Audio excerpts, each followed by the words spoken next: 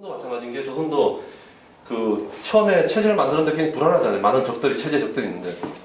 근데 그 적들을 제거하고 나서야 그다음부터 이제 선정을 펼칠 수 있는 거 아니에요. 행정을 펼칠 수 있는데 그 악역을 맡은 사람이 결국은 태종이잖아요. 태종이 결국은 엄청나게 많은 숙청들을 이뤄내죠. 심지어는 세종의 와이프 왕비의 그 형제, 아버지 다 남자들은 다 채용하고 그 다음에 그 여자들은 다 노비를 만들어 버렸잖아. 노예를 만들어 버렸다고요. 그 우리가 이제 중국 역사를 보더라도 왕정의 최대의 위협이 보통 그 외척이에요. 외척. 이 처갓집이 정말 무서운 존재라고요. 우리가 처갓집한테 권력이 딱 넘어가는 순간 그러니까 서인이에요. 동인이에요. 그러면 우리 최고의 정치에서 목표는 뭔가면은 계속 해가지고 우리 멤버의 여식이 계속 만난다. 왕비를 만난다. 그러니까 할머니도 서인, 엄마도 서인, 내 와이프도 서인 이렇게 되는 거예요. 그래서 딱 둘러싸여 버리죠. 그러면 아무것도 못해요. 그리고 이 와이프를 장악하고 이제 그 와이프가 있으면 그 동네에 먹을 걸부터 다 장악하잖아요. 딱 장악해가지고 둘러싸고 나면은 왕이 마음에 안 들면 처형을 시켜요. 처형을 시키는 방법도 간단해요. 수천 년간 여자가 남편을 처형하는 방법은 독약이에요. 그래서 어느 날 봤을 때 왕들이잖아요. 황제나 왕의 수명이 예컨대 30대 자꾸 죽는다 그러면은 그건 독약 먹었습니다. 독약도 많이 할 필요도 없어요. 매일 조금씩 타면 수명은 계속 떨어져요. 무섭죠. 그래서 예컨대 정종이 마지막 반란을 일으켰죠. 왕정을 강화시키려고 마지막 반란하고 나서 그 다음에 외측에 딱 둘러싸기 시작했잖아요. 그 안동 진문에 딱 둘러싸고 나서부터 뒤에 철종인이 순찰 한 봐요. 몇 살 못 살고 죽어요. 다 죽어요. 네. 마음에 안 들면 보낸다는 거예요. 보내고 나면 어떻게 돼요? 그 다음에 아이는 어리니까 그 다음부터 누가 통치하는가 하면은 섭정을 하잖아요. 이렇게 수령 청정을 딱 하잖아요. 이제 엄마가 청정을 해요. 엄마라는 게 보고 뒤에 있는 엄마의 오빠와 엄마의 아버지, 친아버지, 친정아버지가 통치하는 거죠. 이렇게 하는 거예요. 그래서 그만큼 중요한데, 그래서 태종이 다 제거하잖아요, 결국. 이 처갓까지 제거 딱 하고 나니까 마음 편하게 통치를 하기 시작하잖아요, 이제. 그게 세종의 선정의 조건이라고. 정치는 어쩔 수 없어요. 우리 일반인들 봤을 때는, 그러니까, 마키아벨리 이전의 사고에는 착한 사람이 착한 통치를 한다고 믿지만, 마키아벨리부터는 뭐라고 생각하냐면은, 꼭 그렇지 않다. 세상의 정치를, 특히 최하이폴리틱스는 악한 부분이 있다. 근데, 우리가 살인을 하지 말라는 건 나쁜 일이잖아요. 살인은 나쁜 거죠. 근데, 희대의 살인마가 있잖아요, 우리가. 을지문덕 장군이라든지, 충무공 이순신이라든지. 근데 그 사람들의 살인은 좋은 살인이잖아요. 국가를 갖다 방해하는 거잖아요. 그 마찬가지로 정치가 해도 근데 사형을 시키기 전에 나쁜 사람은 사형시키잖아요. 결국은 대통령이 지시 내려가지고 살인하는 거 아니에요. 형리에게 명령을 내려 살인을 한다고요. 근데 어쩔 수 없이 정치에는 국방을 위해서, 그다음 치안을 위해서, 중요한 국가에 그걸 위해 가지고 그런 우리가 봤을 때 일반인, 사인, 프라이빗 퍼슨이 봤을 때는 저 사람 진짜 나쁜 놈 같다 생각이 드는데 그렇지 않은 경우가 있다는 거예요. 저는 사실은 그런 점에서 이런 말 하면 저까지는 나쁜 사람처럼 보이는지 모르지만 마키아벨리가 나쁜 것만 계속 음모를 꾸미고 나쁜 짓만 하라고 한다면 그건 마키아벨리 쓸지 모르지만 정치에는 나쁜 점도 어쩔 수 없이 있다. 하이폴리틱스는. 예.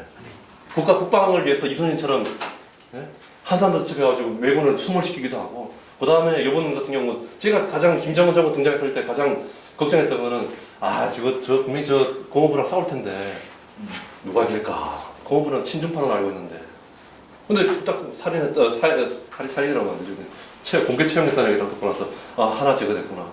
자 그러면 그 긴장하는 거예요. 근데 딱 제거하더라고요. 딱 되니까 그렇다면 이제부터 좀 체제에 안심을 좀 하겠구나. 그 덕분에 이렇게 사실 나오는 거거든요. 정치의 무대에서는 어쩔 수 없어요. 그 사람들은 뭐 희생된 건데 아니면 그 사람들이 아예 그냥 망명 가가지고 저기 해서는 좋았을 텐데 그래도 주변에 계속 있었잖아요. 이렇게 먹는 거 있었잖아요. 그러면 그런 점을 여러분들 보셔야 될 거고 두 번째는 또 하나는 뭐냐면은 아까 이야기했다가 살짝 생각이 생겼는데 자 북한이 90년대 들어가지고 핵무기를 가져야 되는 이유는 우리 북한도 그냥 평범한 국가예요. 제가 외교부 있을 때 저는 맨날 그 생각했어요. 나는 내가 그 당시에는 김정일이었으니까 김정일 측근 참모라고 생각해요. 그러면서 일을 하면은 정말 쉬워요. 그 마음이 읽혀요. 저는 그 역지사라는 게 너무 일단 재밌어요. 저는 마음이 읽혀요. 이렇게. 심지어는 이것도 지금 옛날에 한번 다른 친구들한테 했을 것 같은데 그렇게 재밌더라고요. 옛날에 육장감 처음 론칭할 때 북한에서 뭐라 하냐면은 그 우리가 핵을 포기할 테니 미국은 보상하라 하더라고요. 근데 미국은 절대 죽을 때까지 보상을 할 수 없어요. 왜냐하면은 미국은 전 세계가 쳐다보고 있기 때문에 내가 근데 여러분들 가난한 나라 가지고 꼬마애가 불쌍하다 돈 1달러 주죠. 여러분들은 100명의 거지에 포위당합니다.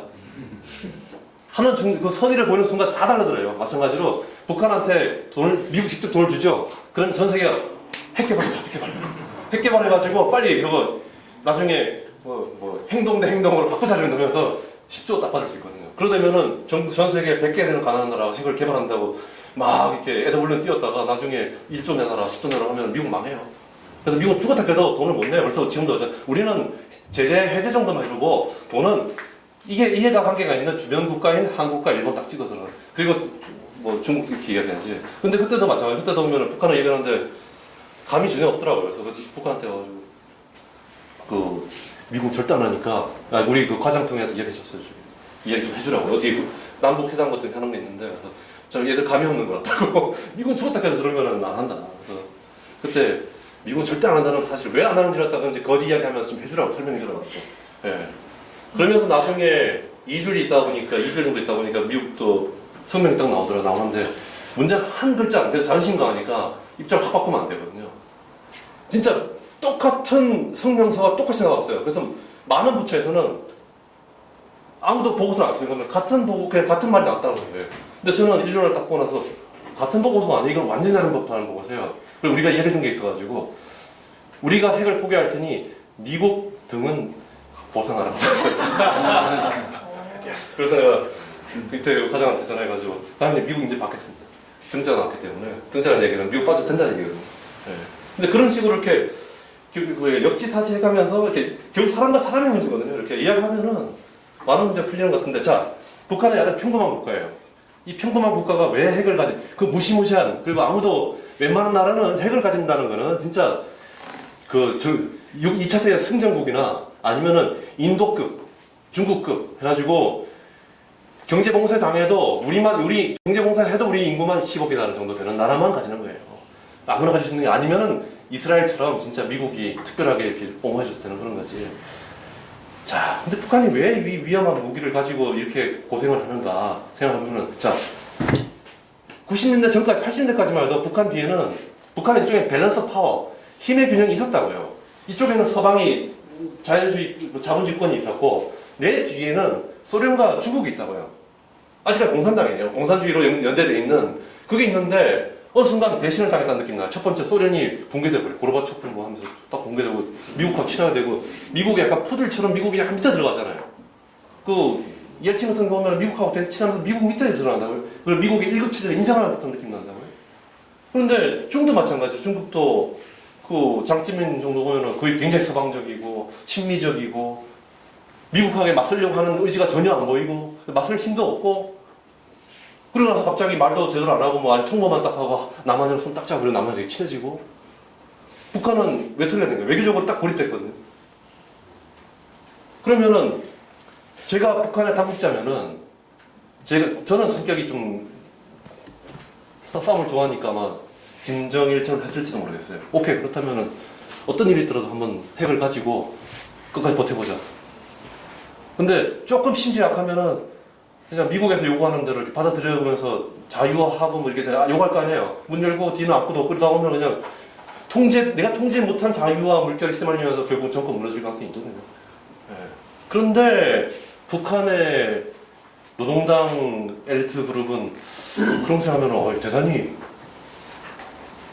대단히 심지가 이게 국가를 지키겠다는 것이 강했던 거, 결사옹이 이런 강했던 것 같아요. 보면은 그러고 보면은 야, 저 친구 대단하다. 게임을 저렇게 세게 하냐. 탑하게. 정말 탑한 거거든요. 완전히 외교적으로 고립됐다고. 완전히 고립됐다고. 근데 그걸 갖다가 핵무기를 갖다가 가지면서 결국은 딜을 해내잖아요. 자, 그렇다면은, 자, 거꾸로 중간 과정, 복잡한 과정이 있어요. 뭐, 클린턴하고 했는데, 둘 다 사실은 뭐, 특히 클린턴은 약간 속인 것도 있어요. 해주려는 거 다 안 해주기도 했거든, 사실은. 그리고 미국 민주당에서는 근데 왜 안 해주냐니까. 아 그때 왜 그러면 합의해놓고 나서 나중에 안 지키냐니까. 자기는 합의할 때는 북한이 합의해줬는데 2, 3년 동안 무너질 줄 알았지. 이런 이야기도 많이 하고요. 예. 그게 근데 뭐 100만 원 준다고 했는데 10년 뒤에 준다고 해놓고 나서 속으로는 2년 뒤면 무너질 거야. 그러니까 100만 원 안 줘도 된다고. 뭐 이런 식의 입장도 나오면서 뭔가 오해들도 많이 쌓이면서 그냥 깨져버린 거거든요. 근데 이제 지금은 조건이 좋죠. 조건 좋은 경우가 면 드디어 시진핑은 미국에 맞서기 시작했잖아요. 맞서기 시작했고, 그 다음에 최소한 이 글로벌 차원에서는 힘의 그 군사적 균형이라는 게 미국하고 중국이 아직도 상대가 안 되죠. 안 되는데 미국이라는 나라는 지킬 나라가 무지하게 많거든요. 전 세계를 다 컨트롤해야 되는데 동아시아의 모든 걸 다 퍼볼 수는 없다고요. 근데 동아시아에서만은 최소한 특히 중국에 가까운 근거리 많은 밸런스 오브 파워, 힘의 균형이 회복됐다는 자신감을 시진핑도 가지고 있고 북한도 가지기 시작한 것 같아요. 어차피 북한은 중국에 있어서의 순망치한 버퍼존이다. 그리고 이제는 중국은 북한까지 남한과 미군이 혹시라도 나쁜 대통령과 나쁜 대통령들이 손 맞아가지고 침공하더라도 우리는 방어할 수 있다는 그 자신감이 생긴 것 같아요. 그리고 그 이야기를 저는 요번에 그 노동신문 출발할 때 실렸던 그 노동신문과 그 도착했을 때 신문을 보면서 저는 야, 그 사진 중에서는 가장 아름다운 사진이랄까? 요번에 회담의 에센스를 보여준 거는 그거예요. 뒤에 에어 차이나. 와, 그거는 여러 사람한테 얘기하는 거예요. 뭔가 에어 차이나를 그리고 아예 밑에 보도도 그렇던데 보니까 중국 전용기. 자존심 상하니까 시진핑이란 말을 못하고 이거 우리 시진핑 형이 나한테 친히 빌려준 진평이 형 자가용이라고. 내가 진평이 형 자가용 타고 왔다는 얘기는 너도 무슨 말인지 알지? 네.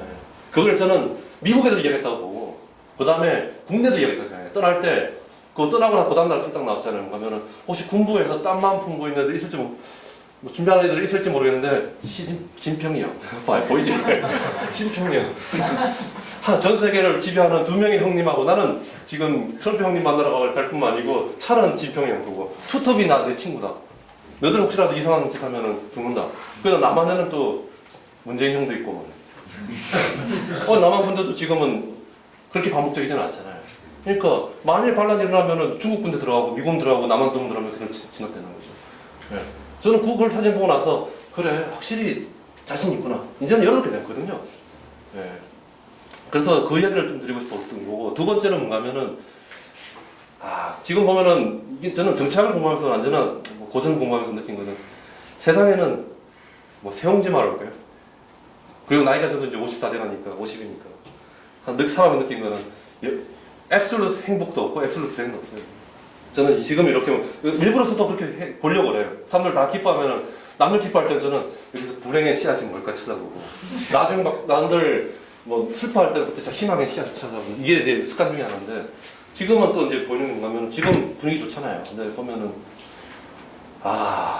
어쩌면 이제 남북국 시대가 열리는가 보다.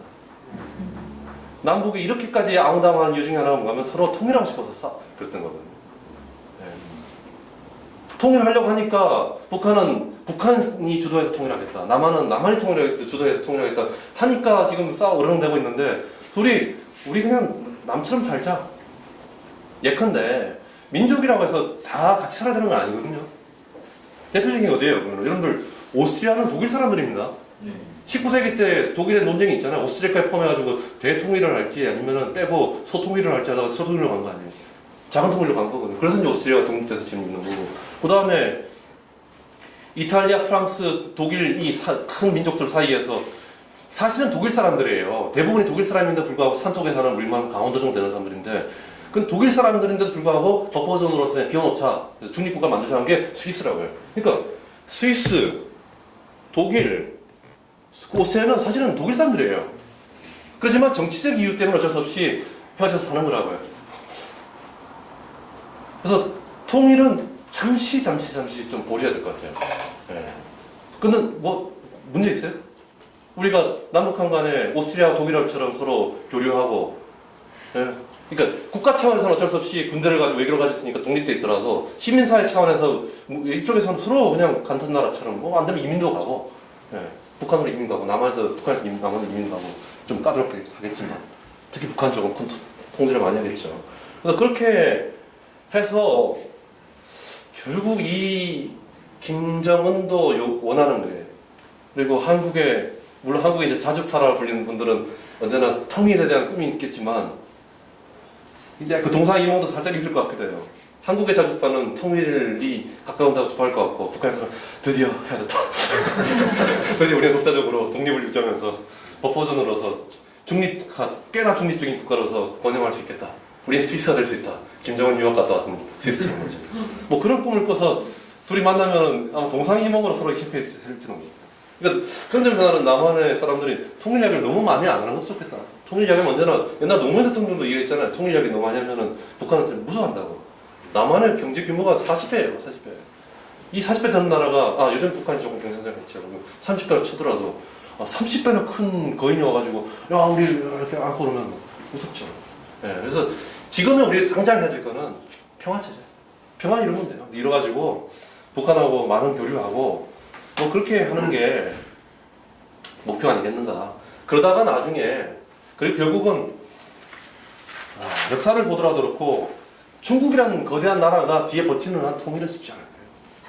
물론 제가 지금 여기 나눠준 그 논문에는 한번 중국이 건재함에도 불구하고 통일하는 방안에 대해서 한번 연구를 한 것들이 뒤에 조금 이야기했어요. 해가지고 그거는 제가 나름대로 고민을 하고 있는데 그거는 쉽지는 않을 것 같아요. 그냥 제일 쉬운 건 역시 모르죠. 50년 뒤가 될지 100년 뒤가 될지. 중국이라는 나라는 보통 200년에 한 번씩 합쳐졌다 그러잖아요. 이런 이야기 하면 기록 남기면 중국 사람들이 콩나물 올 때는. 여튼간에, 당분간은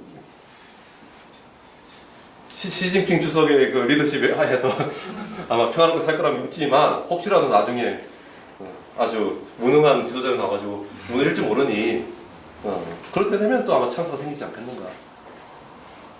그런 생각을 하고 있어요. 그래서 제가 봤을 때 오늘 말씀드리고 싶은 거는 그 정도 였던 것 같고, 그 다음에 또 하나. 그리고 사실은 저는 이제 앞으로 북한의 기업 개방 이후에 남북한 관계에 또 재밌는 저런 관전 포인트가 하나 있어요. 자, 북한은 아마 잘 되면 싱가포르 정도는 아니면은 저기 뭐 중국처럼 해가지고 아마 한 가문이 통치하는 걸 하겠죠. 나 같아도 함부로 죽였어. 자기 고생해서 만든 건데. 원래 그 기득권은 웬만해가지고는 안 주는 거예요. 딱 가지고 하는 거고. 그걸 잘하면은 유지하는 거고, 잘못하면 뺏기는 거죠. 근데 북한은 아마 그런 식으로 할 거고. 그렇다면 남한하고 이제부터 꽤 정보도 많이 교류되고 그러면은 남한한테 우리가 의식한 게 있잖아요. 그럼 남한이 워낙 매력적인 국가니까. 그렇잖아요. 우리 뭐 케이팝도 있고. 그것도 별거대 뭐 이런 거 있잖아요. 김수현도 있고 그러잖아요. 뭐 그런데 흡수되지 않을까. 남한이 더 잘 사는데. 꼭 그렇지는 않을 것 같아요. 저는 옛날에, 얼마 전에 그 응답하라 1988 보고 나서 2017 사람이 1988 시대를 갖다가 동경하는 거 보고 나서 못 살더라도 조금 더 평등한 나라를 또 원하기도 하는구나. 그 당시에는 평등했거든요. 중산층 중심에. 네.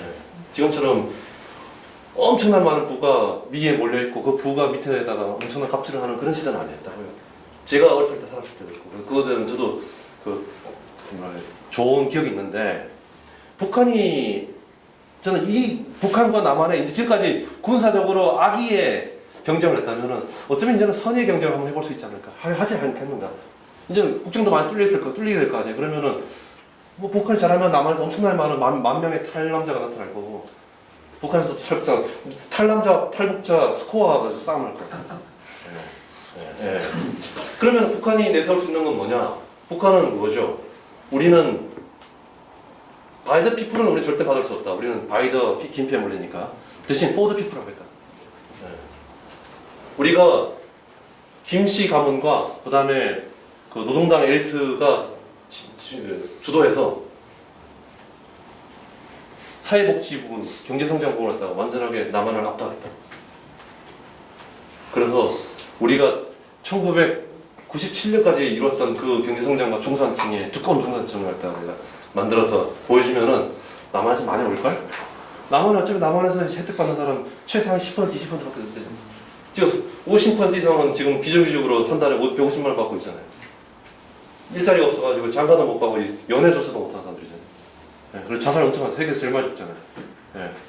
이런 어쩌면 꽤나 이런 미안한데 약간 쓰레기 국가가 되고 있는데 사실은 한국이 쓰레기 국가가 되어가는 이유 중에 하나가 사실은 북한이 너무 못해서이기도 하거든요.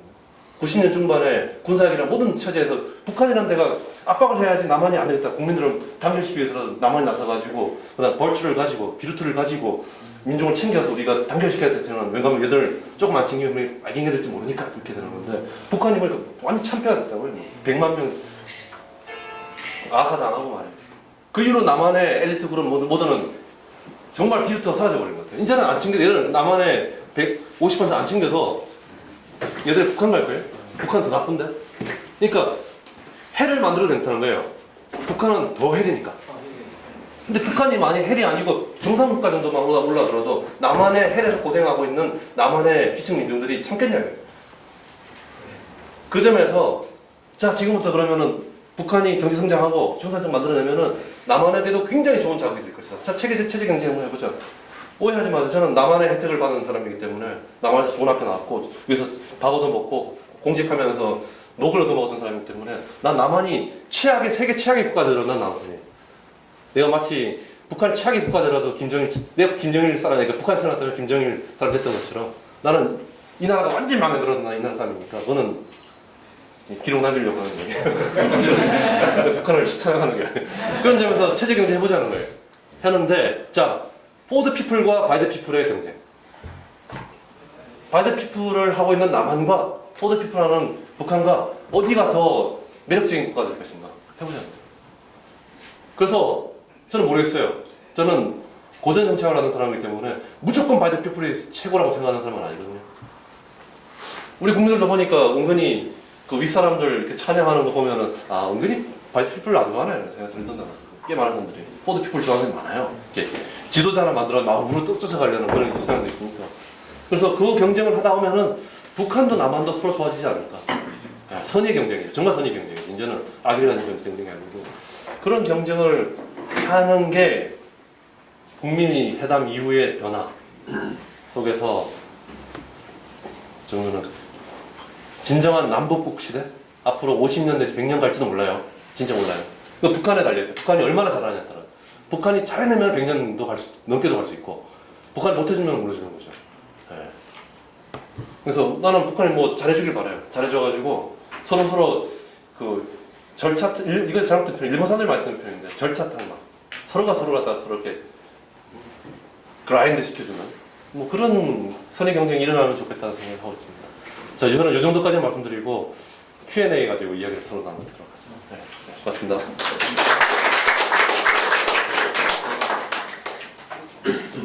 질문을 자유롭게 좀 받는 식으로 이렇게 진행하는 거 아닌가요?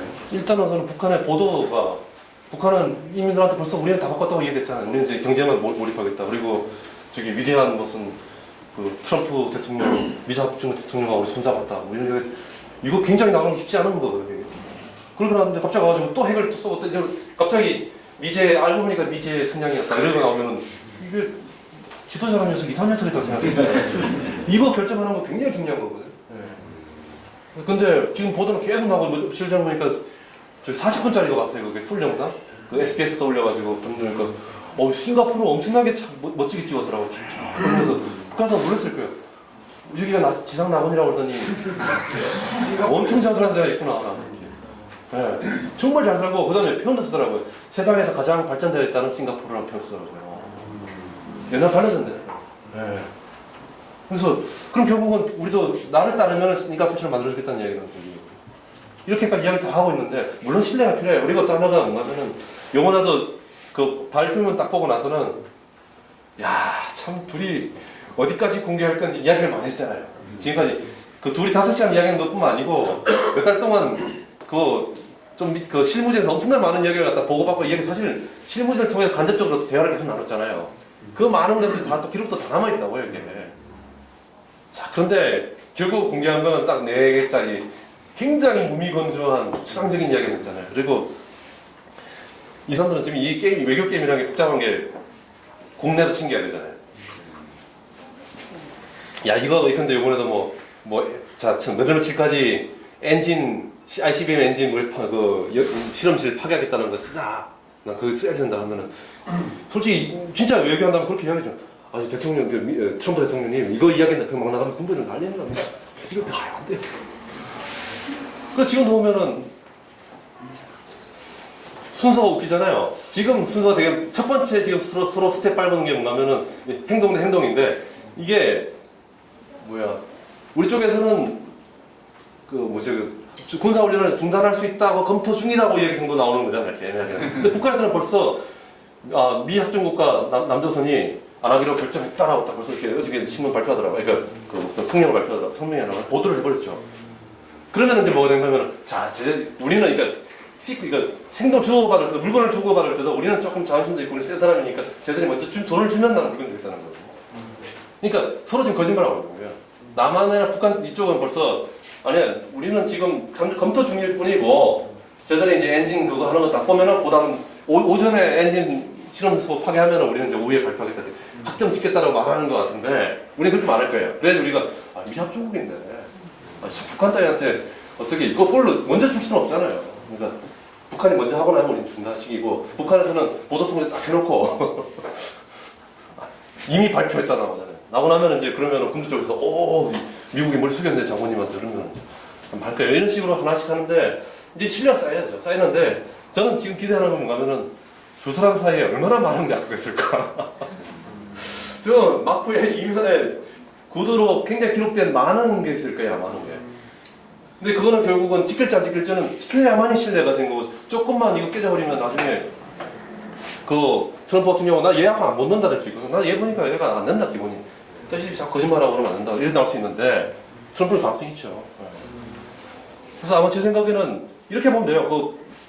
두 페이지짜리 그 뒤에 많은 이야기가 있을 것이다. 심지어는 그런 이야기까지 했을 거다. 자, 제가 실무진이든 누구든가 정치라면은 노골적으로 할 수는 없지만 마크에서 기록 안 남기고 서로 얘기할 때, 야, 너 그거 하는 거 다 도와줄 테니까 우리 이거 하는 거 다 도와주겠다. 자, 너랑 나랑 같은 배 탔다. 내가 북핵 이슈 들고 요번 중간선거, 그 다음에 대통령 재선까지 난 다 울고 먹을 테니까 협조 잘해라. 협조해야죠. 당연히 해야죠. 예컨대 일단은 언제쯤 해야 될까? 한 여름 정도에 평양을 먼저 가야 될 거고요. 가서 엄청나게 관중들 이게 성원받고 거기 가서 무슨 갑자기 하고 나서 그 다음날 시진핑이랑 문재인 대통령 오라고 그래가지고 뭘 한다든지 하고, 그 다음에 분위기 만들어. 또 지금 이번에 우리가 보도 하나 나오는 거 있잖아요. 현송월 보도가 안 나오고 있는데 전혀. 현송월이 거기 가서 놀다 온 사람이 아니에요. 그래서 지금 뭔가 답이 보고 왔다고요. 그 말은 무슨 말이냐? 분명히 그런 거 할 거예요. 워싱턴 DC에서 북한 옷을, 빨간 옷을, 한복을 입은 관현악단들이 성족의 영원한 빰빰빰빰빰빰 그게 MBC에서 차이가 나쁘죠. ABC에서 폭스 TV에서 분명히 그러다가 생중계를 할 거예요. 성적이 영원하라고 해서 미국 사람 좋아하는 무슨 올드 팝들 있잖아요. 쫙 틀면서 그 중간에 휘파람 하나 또 그런 식으로 해가지고 분위기를 만들어 갈 거예요. 만들다가 선거가 11월 달이죠. 중간 선거가. 예. 그리고 지금 좋은 게 경제가 좋거든요. 자, 경제와 그래서 북한 문제까지 북한이 하나씩 양보하는 게 주고받게 양보를 계속 해나갈 거 아니에요. 하다가 분위기 좋고, 그 다음에 11월 달이니까 10월 말 정도 가야죠. 10월 말 정도에 리틀 워킹맨이 워싱턴 전격 방문해서 화이트하우스에서 딱 써야죠. 그러면서 그런 장면이 한번 딱 나오고 나면은 이제 지지도 한 5% 딱 오르면서 압승. 그 압승이 돼야 되는 이유 중에 그것도 설명해야 돼요. 이 선거에서 압승을 해야만이 나중에 조약화시킬 수 있다. 우리들의 많은 것들이. 그래서 요번에 하원 완전 압승시키고, 그 다음에 3분의 1 하는 상원도 꽤 선전을 해가지고, 조약화 과정에서 많은 것들, 교도부를 만들고, 그 다음에 2년 동안 협조를 잘 해가지고, 나중에는 그거 해야겠죠? 대선 캠페인 한창 하고 있는 중간에 갑자기 맥도날드 평양 지점 생기고, 스타벅스 대동강 지점 생기고, 그 다음에 임박해가지고, 대사관 만들어가지고, 성조기에 나부피는 평양 대사관을 딱 만들고, 이런 식으로 게임을 하면은 윈윈이죠.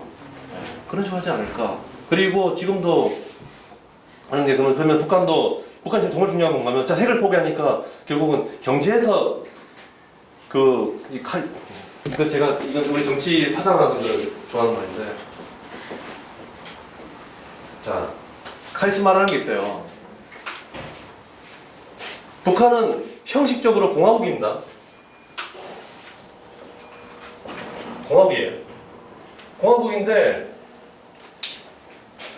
김일성이 미제와 맞설고 무슨 유격대 정신으로 미국 미제와 맞서는 위대한 군사 지도자인 걸 보였기 때문에 하여간 그것을 그렇다고 팔기 때문에 일본 제국주의에 맞서가지고 보천보 전투해가지고 몇십 명을 죽였대. 그렇기 때문에 사람들이 오 위대한 저 사람은 보통 사람과 다르다 엑스트라 오디너리 하다는 거 아니에요. 그러니까 그 사람한테 그러면은 미안한데 지금 우리가 구조적으로는 공화국인데 사실상 왕정 먹으세요. 그래서 이게 바로 이제 뭔가면은 카리스마를 통해 가지고 이 공화국에 뭐로 가능하면은 이걸 매개로 해가지고 1인 통치로 간다고 해요. 이 1인 통치를 나쁘다는 게 아니에요. 이거 티런이라고 해요. 티런이라는 거는 나쁜 놈이라는 뜻이 아니고요.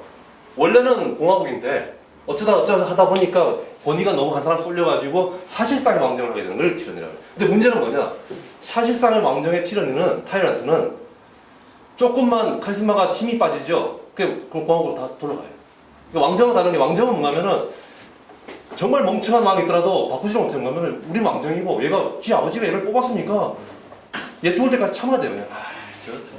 이를 참아야 되는 게 사실상 왕정이고 명실상부한 왕정이고 타이런트는 조금만 역할을 못하는 것도 죽어요. 예컨대 박정희가 몰락한 가장 큰 이유 중에 하나가 뭐냐면은 78년, 79년도에 경제 성장이 마이너스 성장으로 떨어져요. 10% 성장했기 때문에 우리가 겨우 왕정을 만들어줬는데, 사실상 왕정을 만들었는데, 그때 제2차 5.1 파동이 있으면서 경제가 무너져 버렸다고요.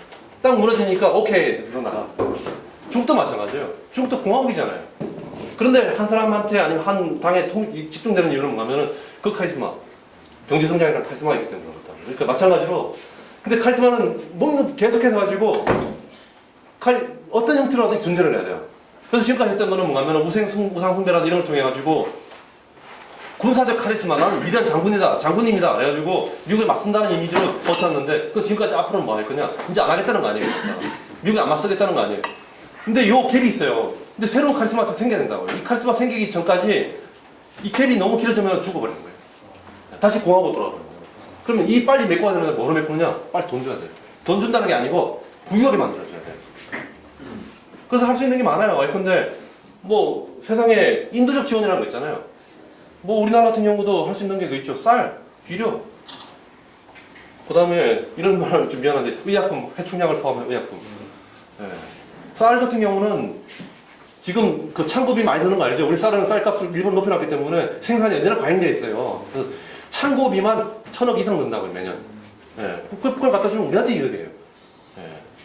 그 창고에 있는 쌓인 걸 갖다가 시장에 풀면은 고가가 폭락해서 난리 나요. 농민은 난리 나요. 그래서 계속 썩어가고 있다고요. 왜 주면 돼요, 북한에.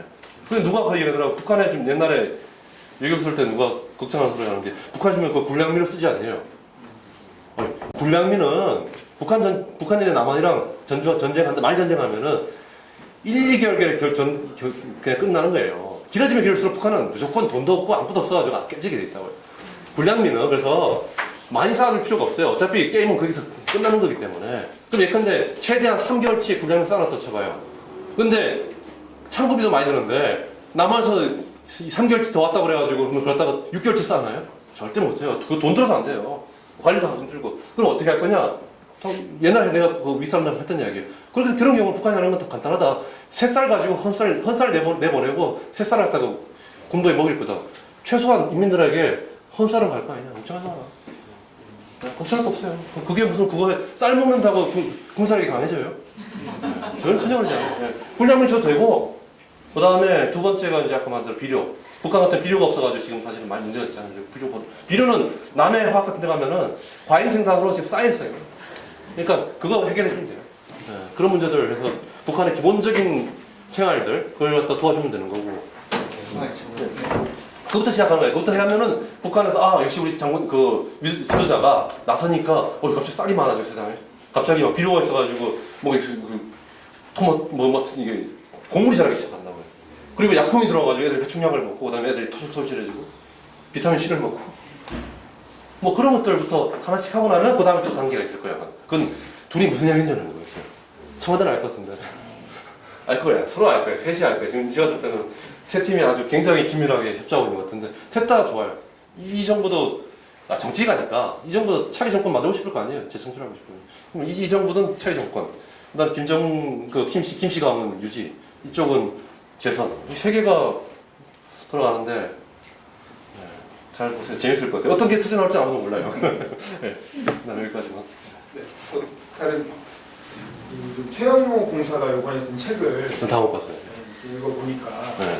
그 김정일이 옛날에 클린턴하고 북미 정상회담을 뭐 휴전했을 때도 그렇고 남북 정상회담 때도 그렇고 또 뭐 페르손이라는 스웨덴 총리가 왔을 때 뭐 인권 문제도 해결하겠다 말은 그렇게 해놓고 바로 뒤에 가서는 또 그러니까 미국한테 서양 사람들을 보여주기 위한 감옥소를 따로 만들어라 뭐라든가 그리고 예를 들면 남북 정상회담 때 김대중 대통령한테 주한미군 그냥 그대로 둬도 괜찮다 뭐 이렇게 말했는데 사실 그렇게 해놓고 뒤에 가서는 이제 또 다른 얘기를 한다든가 그러면서 태영호 공사가 그 말을 김정일이 했다고 그걸 그대로 믿고 있는 한국 사람들 보니까 되게 황당했다 뭐 그런 말을 하더라고요. 그러니까 김정일은 김일성도 마찬가지고 끊임없이 외부에 나와서 공개적으로 하는 얘기와 실제로 내부에서 이렇게 하는 얘기가 달랐다는 거죠. 그래서 그게 다 결국에는 서방과 이렇게 남한을 속여온 과정이었다라는 게 이제 그 태용호 공사의 일관된 이제 얘기인데 그래서 아마 그 책이 출간됐을 때 북한에서 그렇게 민감하게 반응하고 그랬던 것 같아요. 근데 그런 연장선에서 보면 김정은 정권도 마찬가지로 뭔가 이렇게 속이고 있는 걸로 볼 수도 있지 않겠느냐. 남한과 미국을 최대한 속여서 그리고 북한의 핵 개발을 더 완성도를 높이기 위한 시간 끌기를 하고 있는 건지 아니면 정말 이번에는 이제 끝 그리고 이제 만들 만큼 만들었으니까 이제 이번에 팔아 이번에는 정말 이걸 통해서 뭔가 경제적인 보상을 확실하게 뜯어내기 위한 그런 건지 그걸 어떻게 판단할 수 있을까요? 아까도 얘기했지만 북한은 핵을 갖다가 팔기 위해서 만든 건 아니에요. 자기 몸을 지키기 위해서 방어적으로 만든 거죠. 만든 건데 근데 김정일하고 아까 맨 처음 얘기했지만 김정일과 김정은의 가장 큰 차이는 뭐냐면 김정일은 정말 고립돼 있는 사람이거든요. 정말 외로운 사람이고 정말 무서운 사람이고 공포함을 지니는 사람이고 김정은은 얘가 차이나 있잖아요. 네. 뭐 너희들이 내가 핵을 다 버려도 완전히 무장 해제해도 너희들은 383 못 넘어. 왜냐 넘으면은 중국은 들어오니까. 네. 그리고 지원은 그것도 의미심장해요. 그 타이란에서 만나러 가죠. 다 대련 가가지고 만나잖아요. 그것도 대련은 그때 행사가 뭐였어요? 행사면은 북한의 중국의 두 번째 항공모함 진수식하는 거 아니에요? 그러고 나오면은 굉장히 의미심장해. 그 만난 것 자체가. 그래서 우리 형님은 벌써 2개 가지고 있다. 항공모함 2개. 그러니까 김정은 사실은 이제는 별로 무서울 거 없을 것 같아요. 네, 중국은 분명히 얘기할 거라고요. 383 넘으면은 가만 안 둔다고. 네. 우린 가만히 있지. 북한 지역은 한반도는 우리에게 바이탈 린스에서 생사 걸린 이해관계가 있다라고 말을 하고 있을 테니까. 네. 그래서 김정일은 무서워서 그리고 불안하잖아요. 이거 벌써 때 얘가 내를 100% 믿을 수 있을까 없을까 그러니까 말도 조금씩 꼬이기도 하고 어떨 때는 살짝 거짓말도 알고 그럴 수 있을 거예요. 근데 김정은의 그 해맑은 모습 보면 나는 그 사람 해맑은 모습에 그걸 믿는다는 게 아니고 그 뒤에 있는 게 너무 단단하니까. 네. 지금 상황 자체가 객관적으로 힘의 균형이 이루어져 있다고 지금. 예. 김정은 뭘 해도 괜찮아요, 사실은. 예. 김정은 그것만 챙기면 될 거예요. 북한 내에서 혹시 군부 반란이라든지 민중 반란만 챙기면 될 거예요. 이제 벌 돼요. 벌 되는데 가장 아마 그 미국에서한테 신뢰 주는 그거겠죠. 어차피 앞으로 북한이 약간 말대로 뭐 시간 끌면 더 핵 발전을 핵무기 그걸 진전시켜 나갈 거다. 뭐 핵무기 지금 이미 20-30개는 가졌을 것 같고 뭐 한다면 소형화 한 작업 정도 할 것 같은데. 그게 가장 미국한테는 일단은 신뢰를 주겠죠. ICBM을 폐기하는 거 정도. ICBM 폐기하면은 한국과 일본만 무섭지, 그 다음에 미국은 이제 절대 안 무섭거든. 핵을 가지든 말든. 여튼간에 첫 번째 미국을 안도시키는 게 아마 ICBM일 거예요. 그러니까 ICBM 정도만 먼저 해놔도 미국 조야가, 이 정도면 뭐 애가 좀 진정성 있는 것 같다. 뭐 이 정도로 나오지 않을까. 네, 그렇게 생각합니다. 저희 예진 씨는 저요. 그게 한 20%가 그거에 해당하시겠네요. 그죠? ICBM을 없애는 거. 모르겠어요. 나는 사실 나는 마음속에서 20%는 그보다 조금 더 간다고 생각해요. 네. 근데 20%는 그것 때문에 뭔가면은 그 유엔 미국 제재 해제하는 걸 20%라고 말하는 것 같은데. 그때 상대방이 뭘 해줬을 때 우리가 그걸 해주겠다라고 했는데 네. 그 이제 회기를 하는 수수는 20%라고 얘기한 거에 대해서 해석이 되게 많죠. 난 조금 더 많을 것 같아요. 왜냐면은 돌이킬 수 없은 트랙에 오른다고 했거든요. 그러니까 이제는 이거 한번 시작하면은 못 돌아오는데 근데 뭐 핵을 갖다 벌써 뭐 보냈다든지 아니면 IAEA 그 사찰단 받는다든지 뭐 있을 거예요. 그러니까 감을 잡겠죠. 이 정도면 확실히 신뢰 줄고 이제는 봤을 때 100%는 버리는 거다라는 그게 있을 때 우리는 이제 풀겠다는 건데 난 보다가 그 20%를 올해 안이라고 보지 않겠어요. 나는 봐요. 올해 한 후반기 정도? 저는 솔직히 네. 좀 이게 스탠퍼드 대학에 있는 그 신성 그분가 그분 얘기처럼 네. 과학적으로 불가능한 얘기를 하고 있다는 그 지적이 좀 맞다고 생각합니다. 그럼 예를 들면 어떤 게 있어 과학적으로? 그러니까 뭐 네. 일단 이게 어쨌든 핵 기술이라는 게 지식으로 쌓여 있는 거기 때문에 네. 완전히 뭐 돌린다는 거는 불가능한 거 아니냐라는 지적들이 있었는데, 근데 저는 사실 이 지금의 이 형태가 평화 체제를 유지하는 거기 때문에 핵무기 자체가 이렇게 중요할 거라는 생각도 사실을 했어요. 좀 극단적인 생각이긴 하지만 그리고 뭐 미사일 만들어 놓은 거 몇 개 나눠서 돌려보내 뭐 주거나 폐기하고 뭐 이렇게 해가지고 그냥 약간 이렇게 보여주기식 서로 하면서 그냥 서로 예의를 갖추고 핵무기를 산호하지 않는다는 거에 그냥 동의하는 수준이지, 이게 실제로 정말 뭐 이걸 믿을 수 있냐 없냐 이런 얘기를 따진다는 것 자체가 거래 관계에서 비현실적인 얘기가 아닌가라는 생각을 했어요. 그래도 이제 우리는 유엔도 뭐 정부 다 뭔가 핵무기가 없어졌다는 걸 서로 있는 걸 알지만 없다는 걸 합의하고 진행되지 않을까 이런 생각을 해보긴 했는데요. 근데 뭐 실질적으로 중요할까라는 부분에 대한 의문이 하나 있고요. 다른 하나는 이제 저는 지배체제 부분에 대한 문제였는데, 선배님 말씀 듣다 보니까 모든 게 만약에 의미가 있다라고 하면 싱가포르는 사실 뭐 트럼프가 제안한 걸로 알려져 있긴 하지만 여러 가지 형태들이 지금 경제발전 모델을 아마 북한에서도 뭔가를 선택을 할 건데 그 지배체제라. 그런데 이번에 그 노동신문에서 싱가포르를 그렇게 얘기했다는 건 어느 정도 싱가포르 모델을 염두에 두는 것이 아닌가라는 생각도 드네요 지금. 네. 그러니까 중국 모델이 어디일까라고 생각하고 있어요. 그 부분을 보여주시면. 그럼 거꾸로 할게요. 싱가포르 모델 그걸 알 수가 있을까요? 하고 싶겠죠. 그러니까 자기 지금 고민이 많을 거예요.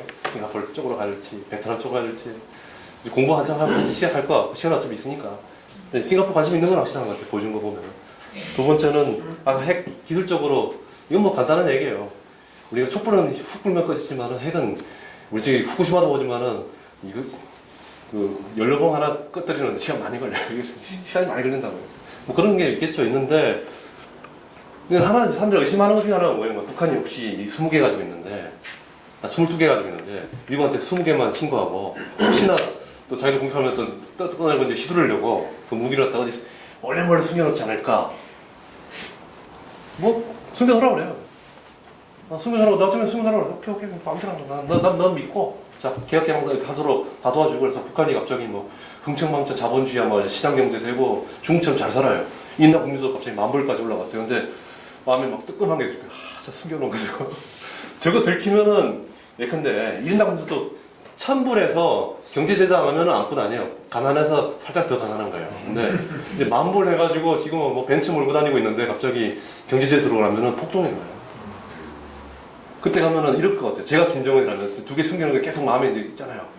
그러면은 미국의 다음 대통령 누군지 모르잖아요. 전화해가지고 형 정말 잘못했는데 실수로 보고하는 게 있다고. 근데 이거 언론에 나가면 안 됩니다. 언론 나가면 안 되고 정말 저 이거 정말 몰랐습니다. 이거 내가 몰래 갖다 드릴 테니까 이거 제재도 하지 마시고 그리고 이거 더 이상 없습니다. 이거 그냥 드릴 테니까 그냥 시크릿리 좀 배달 좀 가져가 주십시오. 네, 아마 그럴 거예요.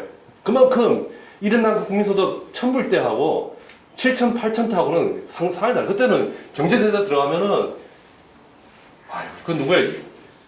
인도네시아 철권 통치자 수하르토가 그때 97년도 경제위기 때 그냥 날아가 버리잖아요. 경제 막 올라가다가 갑자기 경제가 많이 성장해서 딱 해봐요. 여러분들 코지에서 코지하게 있다가 갑자기 막 길거리에 가가지고 주워 먹고 생각해봐요. 기자인데 나가가지고 주워 먹고 담배 꽁치 뜯고 이러고 하면 아마 그 정권 못 들이죠. 그러니까 아마 하더라도 원래 반납할 거다. 그 경제 일단은 어느 정도 되면 경제 성장시키는 게 훨씬 중요하다. 상반이 되죠. 근데 주한민주군이 사실은 주한미군의 역할이 어느 정도가 대중이고 어느 정도가 대북인지 모르겠어요. 근데 대북 문제가 일단 어느 정도 완화된다면은 그만큼 빼는 거는 뭐 자연스러운 거게 돼요, 사실은. 예. 남한 군대, 그리고서는 이제 논문에도 말하지만 군대가 외국군에 너무 의존하는 거는 사람 약하게 만들어요. 제가 군에 있으면서 군에서 군사 전략 교관하면서 군내에서 나오는 자료들을 많이 보고 그다음에 군에 있는 장성들을 많이 만나봤는데 느끼는 거 보면은 참.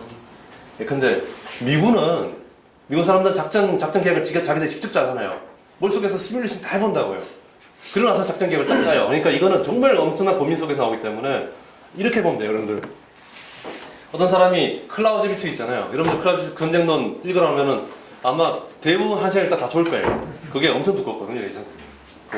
우리 그 축약본 말고 딱 오리지널 된 걸 갖다가 그 프린스턴판이 아주 좋은 게 있거든요, 영어로. 그러니까 그걸 읽으라면 되게 못 읽을 거예요. 근데 어떤 사람들이 읽으면 잘 읽는가 하면은 갑자기 어떤 사람 딱 보면 당신이 이라크나 이쪽에 아프가니스탄 담당하는 중부 사령관이다. 자, 지금 나가가지고 그걸 지휘하라. 전쟁을 지휘해라. 자, 그런데 이 책 가서 참고하라면은 이 사람이 한 달부터 자기가 직접 지휘해야 되는 거예요. 이 전쟁에서 지면은 자기는 뭐 많은 부하들이 죽을 거예요. 그러면은 이게 한 줄 한 줄이 달라버려요. 자기가 진짜 지휘한다 생각하면 느낌 다르잖아요. 마찬가지로 제가 봤을 때 미국에서 나오는 자료들을 읽으면 정말 진지해요. 이게 우린 전쟁을 해야 된다는. 그리고 태도가 달라요. 군인들 태도가. 근데 한국군을 딱 보는 순간 느낀 게 이 사람들은 전쟁은 우리 형님들 알아서 하는 거지 내가 하는 건 아니다. 이런 태도가 좀 보여요. 네. 근데 이게 저희 하나 예를 들게. 옛날에 전 해군 쪽에 있었으니까 해군에서 옛날에 보면 이런 게 나왔어요. 세련 해군이 무너지고 나서 전 세계 1급 군대가 만들어졌어요. 1급의 해군이 만들어지니까 그 전까지는 해군은 해군대 함대 대 함대 싸움이라는 결전이 중요하다고요. 이 디사이시브 배틀이 중요한 건데 그거에 맞춰서 전쟁을 하다가 그다음부터는 이미 제해권 전 세계 바닥 내 거니까 이제부터는 거기서부터 어떻게 육지로 치고 들어가느냐 관심이 있다고요. 근데 그건 미국 이야기고 근데 한국은 아직 그런 건 아닌 것 같거든요. 저는 한국은 아직까지 결정도 조금 해야 될 것 같고 여튼간에 우리하고 입장이 다른데도 우리는 미국 교리를 그냥 받으려는 거예요. 미국 교리를 갖다가. 그래서 그걸 보면서 이거 미국이 왜 이런 걸 하는지도 안 묻고 미국 교리니까 이건 새로 업데이트된 교리라는 거예요. 그래서 제가 수업을 하고 있는데 이거 이제 옛날 에피소드 그분도 다 은퇴하신 분이고 나중에 참모총장관도 하신 분인데 수업을 제가 가르치는데 제가 전쟁은 월 게임이 아니다. 우린 클라우즈비스적으로 전쟁이라는 거는 정말 예컨대 제가 바둑 되게 싫어해요. 그 다음에 월크래프트 이런 거 있잖아요. 그런 거 있잖아요. 스타크래프트 되게 싫어해요. 왜 그러냐면은 그런 거 알면은 전쟁을 지휘를 못 해요. 바둑에는 그전 약점 중에 하나가 이렇게 옮기잖아요. 그러지 않아요. 이거 옮기려면은 얘한테 밥도 먹여야 되고 그리고 그걸 걸어갈 때 시속 5km로 천천히 걸어가라고 그래요. 안 그러면 무릎 작살나요. 현장은 그리고 이거 예컨대 빠르게 옮기죠. 그러면 벌써 그 탈행 생겨요. 전쟁 이렇게 하는 거 아니에요? 전쟁은 사람이 하는 거여가지고 계속 해가지고 이 전쟁은 반드시 우리가 치러야 되는 여러분들 조국을 사랑하십시오 해가지고 애국심도 계속 넣어야 되고 그다음에 계속 밥에다 밥도 넣어야 되고 그다음에 휴식도 넣어야 돼요. 휴식도 줘야 되지 이렇게 해가지고 장군이요 이런 거 없어요. 그래서 전쟁을 잘 이해 못하는 사람, 정치를 이해 못하는 사람들이 자꾸 바둑 두는 거예요. 바둑 절대 두지 마세요 여러분들. 바둑 두면은 그 전쟁 정확하게 이해 못할 뿐만 아니라 거꾸로 이해해요. 이게 바로 클라우제비치 말하는 대로 전쟁을 이해 못하는 사람들은 fog of war, 전쟁의 안개를 모른다고 했어요. 전쟁이란 그런 데가 아니거든요. 그래서 근데 하여간 한국의 많은 그 장성들도 분위기가 그래. 분위기가 보면 그래서 제가 느낀 거는 빨리 자주권을 찾아야겠다 하는 거. 그러니까 미국의 형님이 한다고 따라가는 게 아니고 미국하고 우리는 파트너야 돼요. 내가 어느 정도 할 테니까 내가 부족한 부분은 미국과 또 나중에 또 필요하면 일본도 도와줄 수 있겠죠. 그러니까 간접적으로 해가지고 도와주는 건 오케이지만 주도는 우리가 할 줄 알아야 되죠.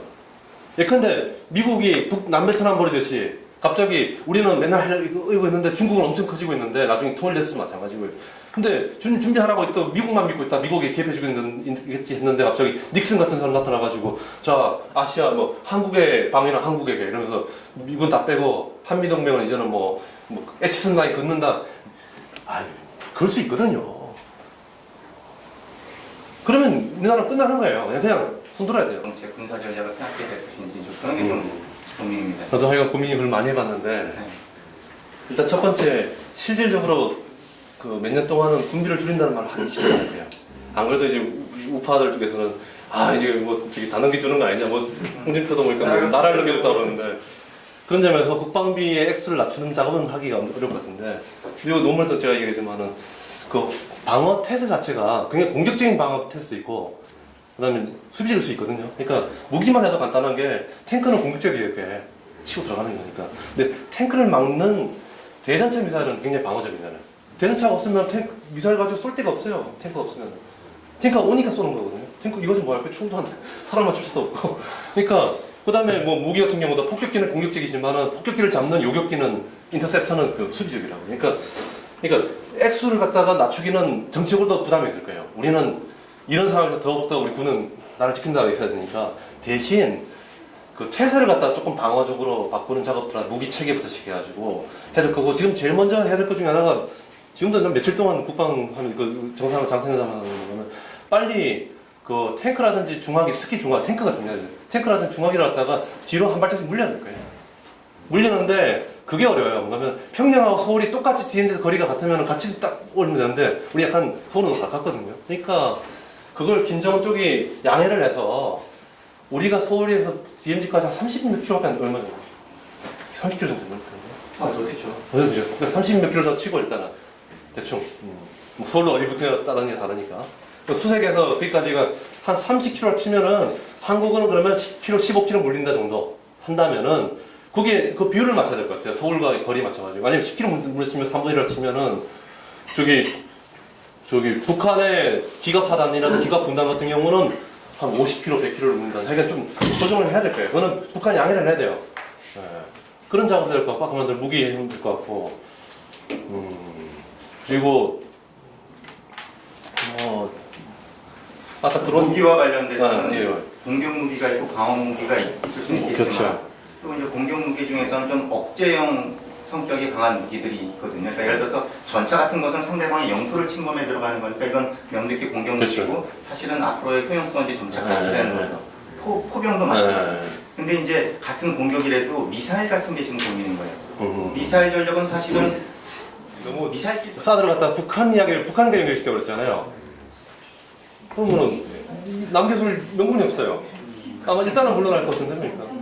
네, 물론 왜 방법이 없으니까 하면 북한 핵 문제하고 연결 그걸 막기 위해서 했다라고 말을 다 해놨기 때문에 속셈은 사실은 예컨대 중국이라든지 이렇게 있을지 몰라도 제가 단언할게요.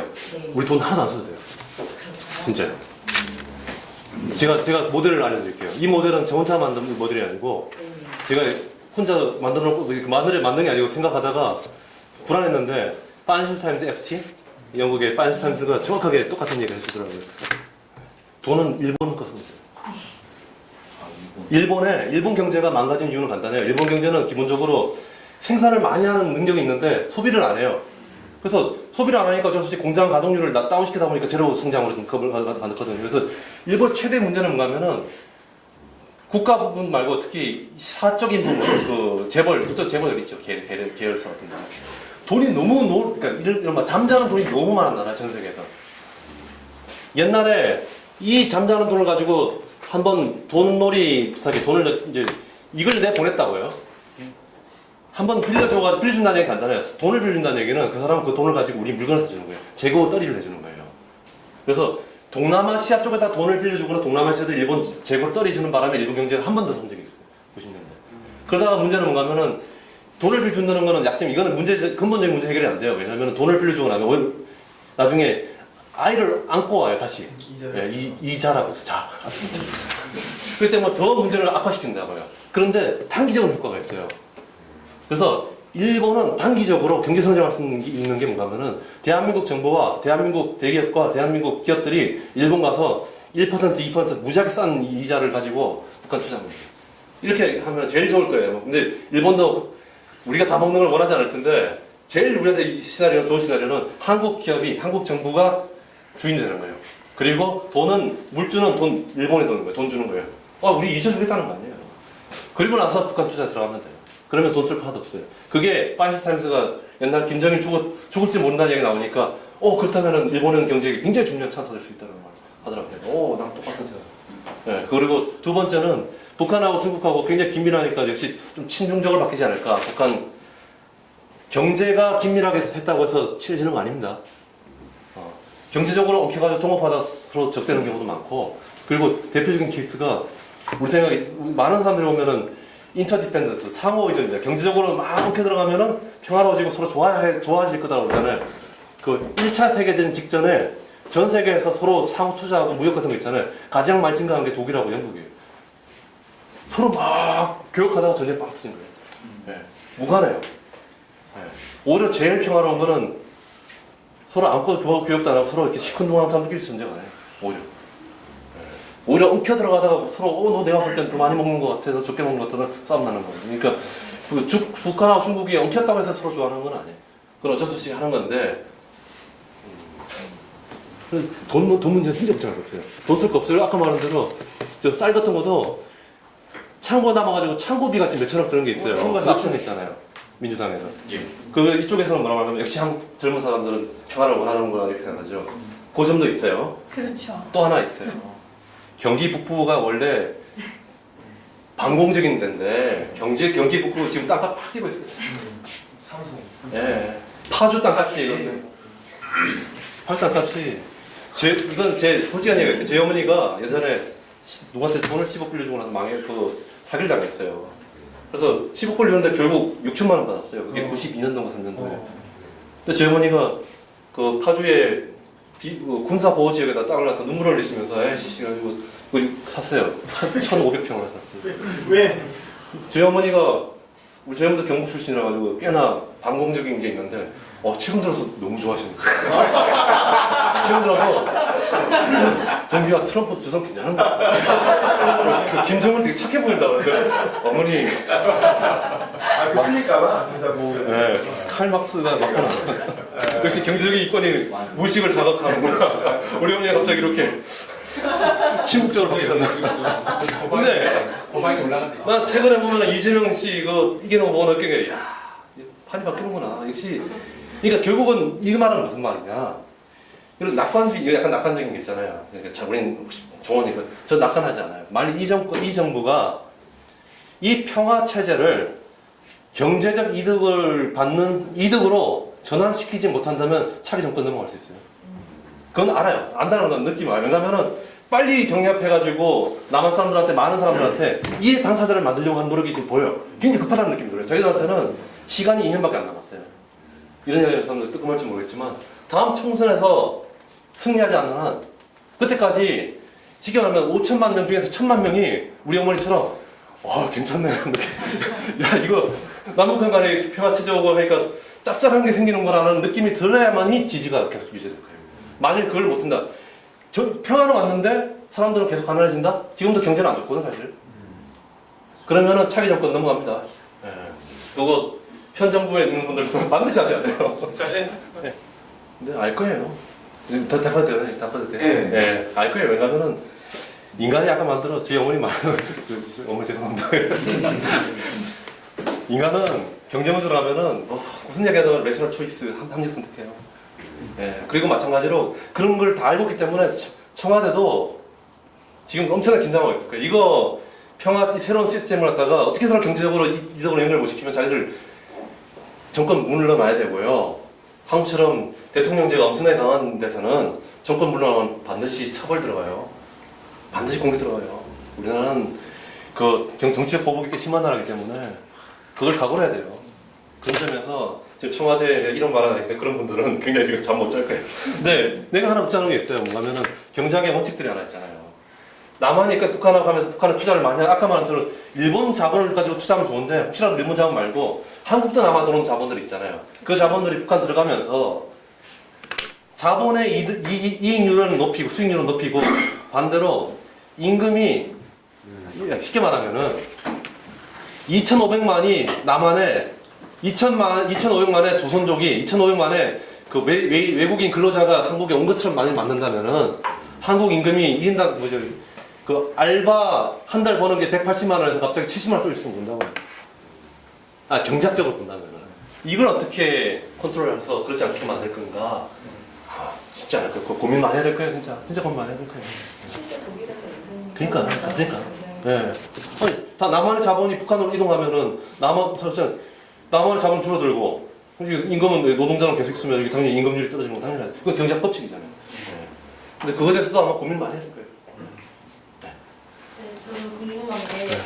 어떤 약간 자본 투입, 그러니까 자본을 투입해서 이제 빠른 경제 성장을 견인해서 어쨌든 북한 경제를 성장시키고 이제 그런 어떤 생각이 저도 일단은 저도 이게 필요하다고 보면 또 한편으로는 그게 우리 한국 경제사를 약간에 대해서 한국 경제사가 밟았던 전선을 약간 이렇게 거기서로부터의 교훈을 이렇게 많이 반영하지 못하는 것 같다는 생각이 들었거든요. 그러니까 저는 북한에다가 것들을 북한 좀 더 경제 유토피아적인 그런 나라가 좋은 나라. 근데 근데 이게 너무 최고 통치권자들 있잖아요. 네. 들은 착하지 않아요. 그러니까 예쁜 말 안 해요.